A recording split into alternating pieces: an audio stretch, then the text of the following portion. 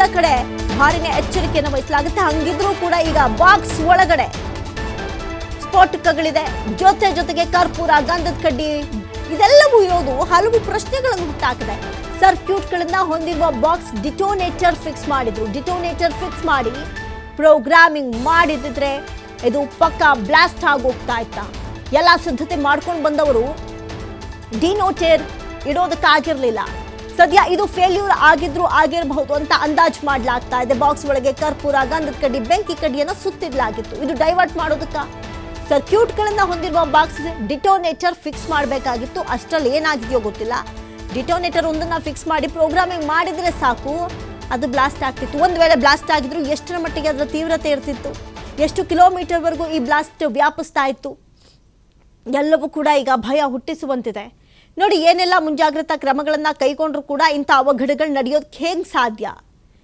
ಅದರಲ್ಲೂ ಇಲ್ಲಿ ನಾವು ಪ್ರಮುಖವಾಗಿ ನೋಡೋದಾದರೆ, ಒಂದು ಕಡೆ ಈ ಸ್ಫೋಟಕ ವಸ್ತುಗಳಿರುವಂಥ ಸಂದರ್ಭದಲ್ಲಿ ಕರ್ಪೂರ, ಗಂಧದ ಕಡ್ಡಿ, ಬೆಂಕಿ ಪೊಟ್ಟಣ ಕಂಡಿದ್ಯಾಕೆ? ಇದು ನಿಜಕ್ಕೂ ಒಂಥರ ತುಂಬ ಶಾಕಿಂಗ್ ಅನಿಸ್ತಾ ಇದೆ. ಏನು ಮಾಡೋದಕ್ಕೆ ಹೊರಟಿದ್ರು? ಯಾರು ಬಂದಿದ್ರು ಅಲ್ಲಿ? ಸಿ ಕ್ಯಾಮ್ರಾಗಳು ಅಲ್ಲಿ ಸುತ್ತಮುತ್ತ ಓಡಾಡಿದ್ರೆ ಯಾರಾದರೂ ಆಯಿತು, ಪರವಾಗಿಲ್ಲ. ಸಿ ಕ್ಯಾಮ್ರಾ ಫುಟೇಜ್ ಬೇಕು ಅನ್ನುವಷ್ಟರ ಮಟ್ಟಿಗೆ ಈಗ ತನಿಖಾ ತಂಡಗಳು ಅಲ್ಲಿ ಕೆಲಸವನ್ನು ಮಾಡ್ತಾವೆ. ಈಗಾಗಲೇ ತನಿಖಾ ತಂಡಗಳನ್ನು ರಚಿಸಲಾಗಿದೆ.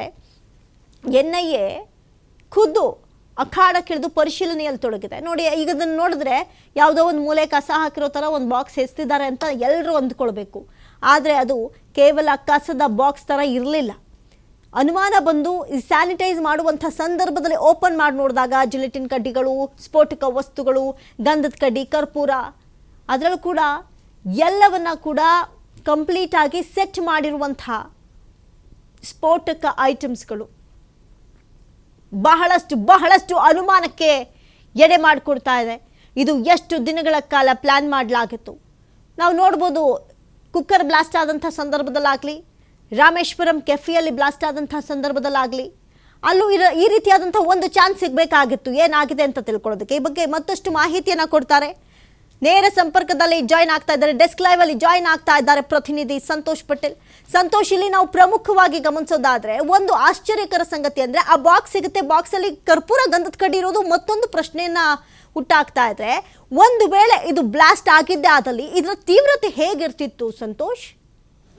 ಅಮೃತ, ಏನು ಪ್ರಮುಖವಾಗಿ ಮೋದಿ ಬಂದಂಥ ಸಂದರ್ಭದಲ್ಲಿ ಒಂದು ವೇಳೆ ಈ ಬ್ಲಾಸ್ಟನ್ನು ಮಾಡಲಿಕ್ಕೆ ಸಿದ್ಧತೆಯನ್ನು ಮಾಡಿಕೊಂಡಿದ್ದು ಅದು ಬ್ಲಾಸ್ಟ್ ಆಗಿದೆ ಆದರೆ ಅದು ಸರಿಸುಮಾರು ಅದರ ತೀವ್ರತೆ ಅಂದಾಜು ನಾವು ಈ ರಾಮೇಶ್ವರಂ ಕೆಫೆ ಬ್ಲಾಸ್ಟನ್ನು ಏನು ಗಮನಿಸಿದ್ವಿ ಆ ಮಟ್ಟಕ್ಕೆ ಆಗುವಂಥ ಸಾಧ್ಯತೆಗಳಿರುತ್ತೆ. ಯಾಕೆಂತ ಹೇಳಿದ್ರೆ ಅವರು ಇಡುವಂಥ ಸ್ಫೋಟಕ ವಸ್ತುಗಳೇನಿರುತ್ತೆ ಆ ಸ್ಫೋಟಕ ವಸ್ತುಗಳ ಮೇಲೆ ಅದರ ಇಷ್ಟು ವಿಸ್ತೀರ್ಣದ ಒಳಗಡೆ ಅದು ಬ್ಲಾಸ್ಟ್ ಆಗುತ್ತೆ ಅನ್ನೋದು ಗೊತ್ತಾಗುವಂಥದ್ದು. ಮೋದಿ ಹೋಗುವಂಥ ಸಂದರ್ಭದಲ್ಲಿ ಇನ್ನು ತಾತ್ಗುಣಿ ಪಕ್ಕ ಬರುವಂಥ ಒಂದು ಕೆರೆ ಏನಿದೆ ಅದರ ರಸ್ತೆಯ ಫುಟ್ಪಾತ್ ಮೇಲೆ ಇದನ್ನು ಇಟ್ಟಿರ್ತಾರೆ.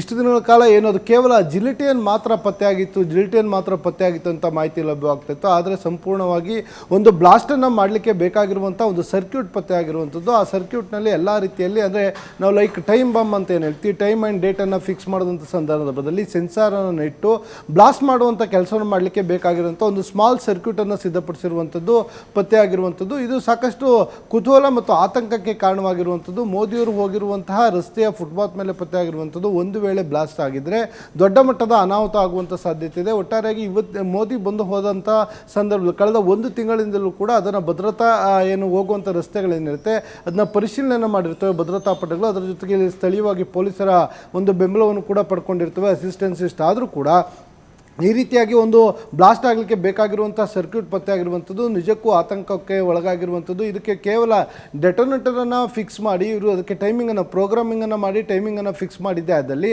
ಖಂಡಿತವಾಗಿ ಇದು ಬ್ಲಾಸ್ಟ್ ಆಗ್ತಾಯಿತ್ತು. ಬ್ಲಾಸ್ಟ್ ಆಗಿದ್ದು ದೊಡ್ಡ ಮಟ್ಟದ ಅನಾಹುತಗಳಾಗುವಂಥ ಸಾಧ್ಯತೆಗಳು ಕೂಡ ಇತ್ತು. ಸೊ ಇದೀಗ ನಮಗೆ ಲಭ್ಯವಾಗ್ತಿರುವಂತಹ ನಾವು ದೃಶ್ಯಾವಳಿಗಳಿರ್ಬೋದು ಇಲ್ಲ ಮಾಹಿತಿಯನ್ನು ನೋಡ್ತಾ ಹೋದರೆ ಯಾವ ರೀತಿಯಾಗಿ ಅದು ವರ್ಕ್ ಆಗುತ್ತೆ ಅನ್ನೋದ್ರ ಬಗ್ಗೆ ನಾನು ನಿಮಗೆ ಎಕ್ಸ್ಪ್ಲೇನ್ ಮಾಡ್ತಾ ಹೋಗ್ತೀನಿ. ಆ ಒಂದು ಪ್ಲಾನೆಟ್ ಏನಿರುತ್ತೆ ಅದನ್ನು ನಾವು ನೋಡ್ತಾ ಹೋದರೆ ಅದರಲ್ಲಿ ಇವರು ಕನೆಕ್ಟ್ ಮಾಡಿರುವಂಥದ್ದು ಅಂದರೆ ಸಂಪೂರ್ಣವಾಗಿ ಆ ಬೋರ್ಡ್ ಏನಿರುತ್ತೆ ಅದಕ್ಕೆ RTC ಮಾಡೆಲ್ ಅಂತ ಏನು ಹೇಳ್ತಾರೆ, ಇಲ್ಲಿ ಕೀಪ್ಸ್ ರಿಯಲ್ ಟೈಮ್ ಅಂತ. ಅಂದರೆ ಇವರು ಹೋಗುವಂಥ ಟೈಮಲ್ಲಿ ಅಂದರೆ ಯಾವತ್ತೂ ಕಾರ್ಯಕ್ರಮ ಇರುತ್ತೆ. ಉದಾಹರಣೆಗೆ ನಾಳೆ ಸಂಜೆ 4 ಗಂಟೆ ಕಾರ್ಯಕ್ರಮ ಇದೆ, ನಾಳೆ ಡೇಟನ್ನು ಹಾಕ್ತಾರೆ, ಆ ಸಮಯವನ್ನು ಹಾಕ್ತಾರೆ ಮತ್ತು ಯಾವ ರೀತಿಯಾಗಿ ಅದು ಪ್ರೋಗ್ರಾಮಿಂಗ್ ಮಾಡಬೇಕಂದ್ರೆ ವರ್ಕ್ ಆಗಬೇಕು ಅಂತೇಳಿ. ಅಂದರೆ ಬ್ಲಾಸ್ಟ್ ಆಟೋಮೆಟಿಕ್ಕಾಗಿ ಬ್ಲಾಸ್ಟ್ ಆಗಬೇಕು ಅಂದರೆ ಯಾವ ರೀತಿಯಾಗಿ ಪ್ರೋಗ್ರಾಮಿಂಗನ್ನು ಮಾಡಬೇಕು ಅನ್ನೋದು ಕೂಡ ಇದರಲ್ಲಿ ಉಲ್ಲೇಖವಾಗಿರ್ತದೆ. ಅದ್ರ ಜೊತೆಗೆ ಶೋಸ್ ಅಂದರೆ ಟೈಮಿಂಗ್ಸ್ಗಳು ಶೋ ಆಗುವಂಥದ್ದು ಯಾವ ರೀತಿಯಾಗಿ ಆಗಬೇಕು ಅಂತೇಳಿ ಅದರ ಸೆನ್ಸರ್ ಇರ್ಬೋದು, ಅದರ ಮೆಜರ್ಮೆಂಟ್ಸ್ಗಳಿರ್ಬೋದು, ಯಾವ ರೀತಿಯಾಗಿರುತ್ತೆ ಅನ್ನೋದಕ್ಕೆ ಬೇಕಾಗಿರುವಂಥ ಎಕ್ವಿಪ್ಮೆಂಟ್ಗಳು ಕೂಡ ಇಲ್ಲಿ ಹಾಕಿರುವಂಥದ್ದು. ಪುಷ್ ಬಟನ್ ಅಂತ ನಾವೇನು ಹೇಳ್ತೀವಿ, ಪುಷ್ ಬಟನ್ ಅಂದರೆ ನ್ಯಾವಿಗೇಷನ್ ಮತ್ತು ಸೆಟ್ಟಿಂಗ್ ಟೈಮಿಂಗ್ಸ್ಗಳೇನಿರುತ್ತೆ, ಏನು ಟೈಮಿಂಗ್ಸನ್ನು ಸೆಟ್ ಮಾಡ್ತಾರೆ ಅಂದರೆ 4 ಗಂಟೆಗೆ ಅಂದರೆ 4 ಗಂಟೆಗೆ ಯಾವ ರೀತಿಯಾಗಿ ಅದು ಬ್ಲಾಸ್ಟ್ ಆಗಬೇಕು ಅನ್ನೋದು ಆ ಸೆನ್ಸಾರ್ ಇರಬೇಕು ಮತ್ತು ಅದು ಗೊತ್ತಾಗಬೇಕು. ಅಂದರೆ ಯಾರು ಅದನ್ನು ಸಿದ್ಧಪಡಿಸ್ತಾರೋ ಅವನಿಗೆ ಅದರಲ್ಲಿ ಶೋಯಿಂಗ್ ಟೈಮಿಂಗ್ ಇರುತ್ತೆ, ಅದನ್ನು ಇಟ್ಟಾಗ ಇಂಥ ಸಂದರ್ಭಕ್ಕೆ ಇದು ಬ್ಲಾಸ್ಟ್ ಆಗಬೇಕು ಅಂತ ಇರುತ್ತೆ. ಅದೇ ರೀತಿಯಾಗಿ ಇಲ್ಲಿ ಬಜರ್ಗಳನ್ನು ಇಟ್ಟಿರ್ತದೆ, ಅಂದರೆ ಪ್ರೊವೈಡ್ ಆಡಿಯಬಲ್ ಅಲರ್ಟ್ಸ್ ಆ್ಯಂಡ್ ಬೀಪ್ಸ್ ಅಂತ, ಅಂದರೆ ಅಲರ್ಟ್ಗಳನ್ನು ಇಟ್ಟುವಂಥದ್ದು ಬ್ಲಾಸ್ಟ್ ಆಗುವಂಥ ಸಂದರ್ಭದಲ್ಲಿ ಯಾವ ರೀತಿಯಾಗಿ ಬ್ಲಾಸ್ಟ್ ಆಗಬೇಕು. ಅದ್ರ ಜೊತೆಗೆ ಸೆನ್ಸಾರ್ ಅಂತ ನಾನೇನು ಹೇಳ್ತಾ ಇದ್ದೆ, ಸೆನ್ಸಾರ್ ಇಟ್ಟಂಥ ಸಂದರ್ಭದಲ್ಲಿ ಆ ಸೆನ್ಸಾರ್ಗೆ ಹತ್ತಿರಕ್ಕೆ ಬಂದಂಗೆ ಅಂದರೆ ಸೌಂಡ್ ಇರ್ಬೋದು, ಇಲ್ಲ ಏನಾದರೂ ವಸ್ತುಗಳು ಅದ್ರ ಮೇಲೆ ಬಿದ್ದಂಥ ಸಂದರ್ಭದಲ್ಲಿ ಇರ್ಬೋದು, ಇಲ್ಲ ಅಂದರೆ ಅದು ಸ್ಮೋಕ್ ಬಂದಂಥ ಸಂದರ್ಭದಲ್ಲಿ ಇರ್ಬೋದು, ಅದು ಬ್ಲಾಸ್ಟ್ ಆಗಬೇಕು. ಅದಕ್ಕೆ ಬೇಕಾಗಿರುವಂಥ ಎಲ್ಲ ಸಿದ್ಧತೆಗಳನ್ನು ಮಾಡ್ಕೊಂಡಿದ್ದಾರೆ. ಅದರ ಜೊತೆಗೆ ಬ್ಯಾಟ್ರಿಗಳನ್ನು ಕೂಡ ಅದಕ್ಕೆ ಫಿಕ್ಸ್ ಮಾಡಿರುವಂಥದ್ದು. ಆದರೆ ಆ ಬ್ಯಾಟ್ರಿಗೆ ಟೈಮಿಂಗ್ಸ್ ಮತ್ತು ಡೇಟನ್ನು ಒಂದು ಫಿಕ್ಸ್ ಮಾಡಿರಲ್ಲ, ಅದನ್ನು ಫಿಕ್ಸ್ ಮಾಡಿ ಡೆಟೋನೇಟರ್ ಇಟ್ಟಿದ್ರೆ ಖಂಡಿತವಾಗಿ ಇದು ದೊಡ್ಡ ಮಟ್ಟದಲ್ಲಿ ಬ್ಲಾಸ್ಟ್ ಆಗ್ತಾ ಇತ್ತು ಮತ್ತು ದೊಡ್ಡ ಮಟ್ಟದ ಆತಂಕಕ್ಕೆ ಕಾರಣವಾಗಿತ್ತು.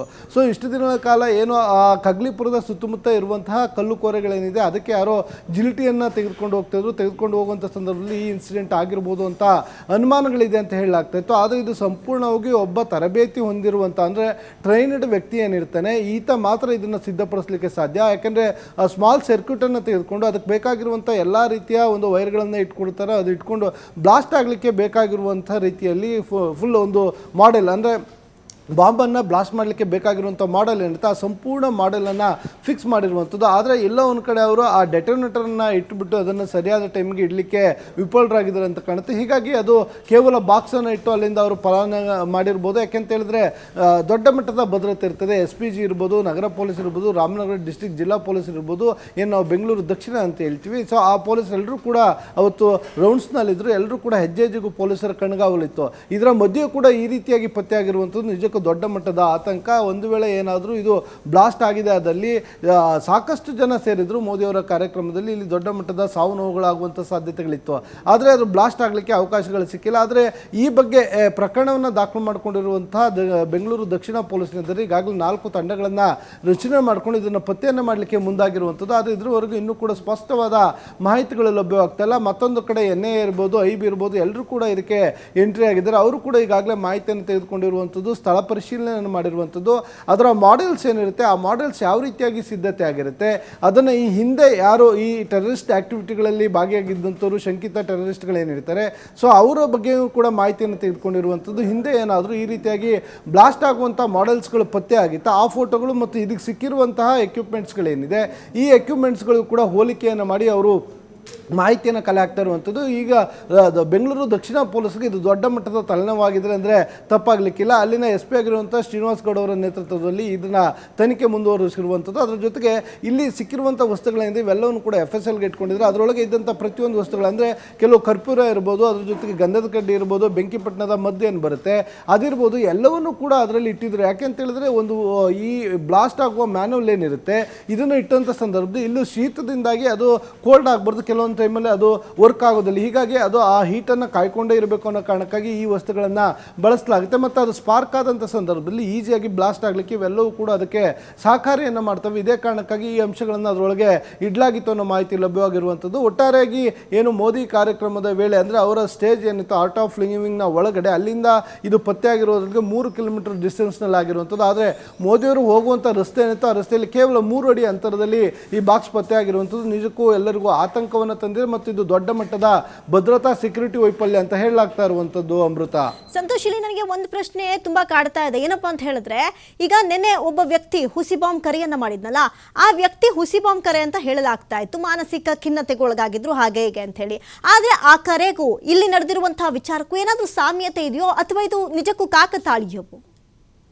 ಅಮೃತ, ಇಲ್ಲಿ 2 ಪ್ರತ್ಯೇಕ ಪ್ರಕರಣಗಳಾಗಿ ದಾಖಲು ಮಾಡಿಕೊಂಡಿರುವಂಥದ್ದು. ಒಂದು ಬೆಂಗಳೂರು ನಗರದಲ್ಲಿ ಆಗಿರುವಂಥದ್ದು ಅಂದರೆ ಕೋರಮಂಗಲ ಪೊಲೀಸ್ ಠಾಣಾ ವ್ಯಾಪ್ತಿಯಲ್ಲಿ ಆಗಿರುವಂಥ ಇನ್ಸಿಡೆಂಟ್. ಮೋದಿಯವರು ಬರುವಂಥ ದಿನ ಏನಿತ್ತು ಭಾನುವಾರ ಕಾರ್ಯಕ್ರಮಕ್ಕೆ ಬರ್ತಾರೆ ಅಂತ ಅವತ್ತಿನ ಬೆಳಗಿನ ಜಾವ ಲೋಹಿತ್ ಅಂತ ಏನು ಈಗಾಗಲೇ ಬಂಧನಕ್ಕೆ ಒಳಗಾಗಿರುವಂಥ ಆರೋಪಿತ ಏನಿದ್ದಾನೆ ಈತ ಕಂಟ್ರೋಲ್ ರೂಮ್ಗೆ ಫೋನನ್ನು ಮಾಡಿರ್ತಾನೆ. ಫೋನನ್ನು ಮಾಡಿ ಮೋದಿಯವರು ಬರುವಂಥ ಕಾರ್ಯಕ್ರಮಕ್ಕೆ ಬಾಂಬನ್ನು ಇಡಲಾಗಿದೆ ಅಂತ ಹೇಳಿ ಒಂದು ಕರೆಯನ್ನು ಮಾಡಿರ್ತಾನೆ. ಯಾವಾಗ ಈ ರೀತಿಯಾಗಿ ಬೆಳಗ್ಗೆ 8:30 9 ಗಂಟೆ ವೇಳೆಗೆ ಫೋನ್ ಬರುತ್ತೋ ಬಂದ ತಕ್ಷಣ ನಗರ ಪೊಲೀಸರು ಅಲರ್ಟ್ ಆಗುವಂಥದ್ದು. ತಕ್ಷಣ ವಿತಿನ್ ವಿದಿನ್ 1 ಅವರಲ್ಲಿ ಆತನ ಬಂಧನವನ್ನು ಮಾಡ್ತಾರೆ. ಅಂದರೆ ಆತ ಫೋನ್ ಮಾಡಿದ ನಂತರ ತಕ್ಷಣ ಮೊಬೈಲನ್ನು ಸ್ವಿಚ್ ಆಫ್ ಮಾಡ್ಕೊಂಡಿರ್ತಾನೆ.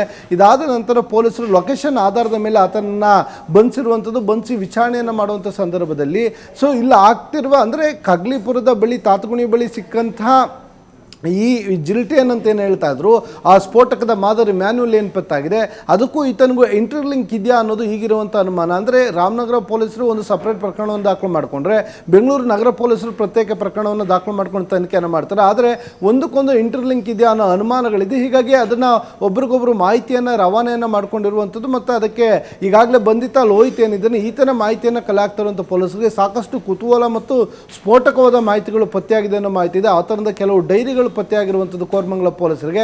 ಆ ಡೈರಿಯಲ್ಲಿ ಆತ ಇದಕ್ಕೆ ಸಂಬಂಧಪಟ್ಟಾಗೆ ಅಂದರೆ ಟೆರರಿಸಮ್ ಆಕ್ಟಿವಿಟೀಸಲ್ಲಿ ತೊಡಗಿರುವಂಥ ಕೆಲವು ಸಂಘಟನೆಗಳ ಹೆಸರುಗಳನ್ನು ಬರ್ಕೊಂಡಿದ್ದಾನೆ ಅನ್ನೋ ಮಾಹಿತಿ ಇರುವಂಥದ್ದು. ಅದರ ಜೊತೆಗೆ ಭಗವದ್ಗೀತೆಯ ಬಗ್ಗೆ ಕೂಡ ಒಂದಿಷ್ಟು ಅಂಶಗಳನ್ನು ಉಲ್ಲೇಖವನ್ನು ಮಾಡಿದ್ದಾನೆ. ಅದಷ್ಟೇ ಅಲ್ಲದೆ ಏನು ಪ್ರಪಂಚದ ಬೇರೆ ಬೇರೆ ಉನ್ನತ ತನಿಖಾ ಸಂಸ್ಥೆಗಳೇನಿರ್ತವೆ, ಇದರ ಎಲ್ಲ ಅಂಶಗಳನ್ನು ಕೂಡ ಅಥವಾ ಅದರ ನಂಬರ್ಸ್ಗಳಿರ್ಬೋದು, ಅದರ ಅಡ್ರೆಸ್ಗಳಿರ್ಬೋದು, ಇವೆಲ್ಲವನ್ನು ಕೂಡ ಆತ ಬರೆದು ಇಟ್ಕೊಂಡಿರುವಂಥ ಕೆಲ ಡೈರಿಗಳು ಪತ್ತೆಯಾಗಿದೆ. ಈ ಬಗ್ಗೆಯೂ ಕೂಡ ಕೋರಮಂಗಲ ಪೊಲೀಸರು ತನಿಖೆಯನ್ನು ಮಾಡ್ತಾ ಇದ್ದಾರೆ. ಆದರೆ ಒಂದಕ್ಕೊಂದು ಇಂಟರ್ಲಿಂಕ್ ಇದೆಯಾ ಇಲ್ಲೋ ಅನ್ನೋದು ಪೊಲೀಸರ ನಂತರ ಬಯಲಾಗಬೇಕಾಗಿರುವಂಥದ್ದು. ಆದರೆ ಇಡೀ ಘಟನೆನೇ ನೋಡಿದ್ರೆ ಎಲ್ಲೋ ಒಂದು ಕಡೆ ಇರಬಹುದು ಅನ್ನೋ ಅನುಮಾನಗಳು ಕಾಡ್ತಾ ಇದೆ. ಹೀಗಾಗಿ ರಾಮನಗರ ಪೊಲೀಸರು ಇರ್ಬೋದು, ಬೆಂಗಳೂರು ನಗರ ಪೊಲೀಸರು ಇರ್ಬೋದು, ಇದಕ್ಕೆ ಸಂಬಂಧಪಟ್ಟ ಹಾಗೆ ತನಿಖೆಯನ್ನು ಮುಂದುವರಿಸಿದ್ರು. ಅದರ ಜೊತೆಗೆ ಪ್ಯಾರಲಲಿ ಆಗಿ NIA ಅಧಿಕಾರಿಗಳು ಕೂಡ ಇಡೀ ಪ್ರಕರಣದ ಮಾಹಿತಿಯನ್ನು ಕಲೆ ಹಾಕ್ತಾ ಇರುವಂಥದ್ದು. ಅಮೃತ, ಥ್ಯಾಂಕ್ ಯು ಸಂತೋಷ್ ಪಟೇಲ್ ತಮ್ಮೆಲ್ಲ ಮಾಹಿತಿಗಾಗಿ.